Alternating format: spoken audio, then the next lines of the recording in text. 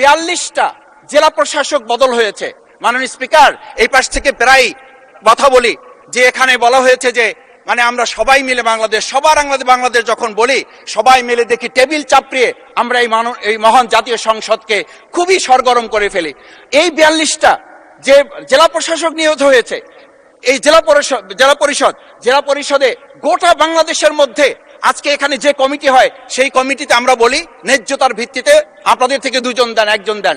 মাননীয় স্পিকার, খুবই বিনয়ের সাথে জিজ্ঞেস করি, আমরা কি সেই নতুন বাংলাদেশের দিকে যেতে পেরেছি, যেই বাংলাদেশে এই 42 জন জেলা পরিষদের 1 জন জেলা পরিষদকে আমরা কাউকে খুঁজে বের করতে ওখানে ন্যায্যতার ভিত্তিতে দিতে পারলাম না? মাননীয় স্পিকার, আমরা তত্ত্বাবধায়ক আমাদের অন্তর্বর্তীকালীন সময়ে যখন 1-2 জায়গায় এরকম প্রশাসক নিয়োগ হয়েছে, আমরা বললাম এটা সংবিধান লঙ্ঘন এবং এটা গণতন্ত্রের সাথে সাংঘর্ষিক।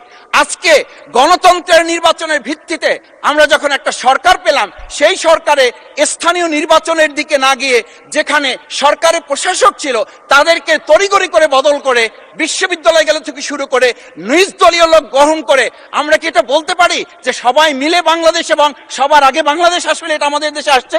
আমরা বলতে পারি না বিধায়ী আজকে জুলাই সনদ বাস্তবায়ন এবং তার ভিত্তিতে আমাদেরকে এখানে শপথ গ্রহণ করানো হয়েছে। আমাদের এই ট্রেজারি বেঞ্চ থেকে আমাদেরকে বলা হয় এটাই নাকি অবৈধ হয়েছে। অবৈধ একটা কাজ জাতীয় সংসদে আমাদের কাছে কাগজ প্লেস করেছে কে?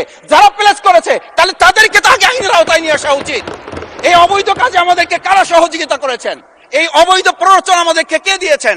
এটা তো আমরা জোর করে কেউকে ঘরের পকেট থেকে আমরা নিয়ে আসি নাই। মাননীয় স্পিকার, আমি তো বাউফল থেকে আমার এই মানে সংস্কারের শপথের জন্য আমি তো কাগজ বাউফল থেকে নিয়ে আসি নাই, এখান থেকে দেওয়া হয়েছে। মাননীয় স্পিকার, সবশেষ বলবো, আসুন সময় থাকতে নাহলে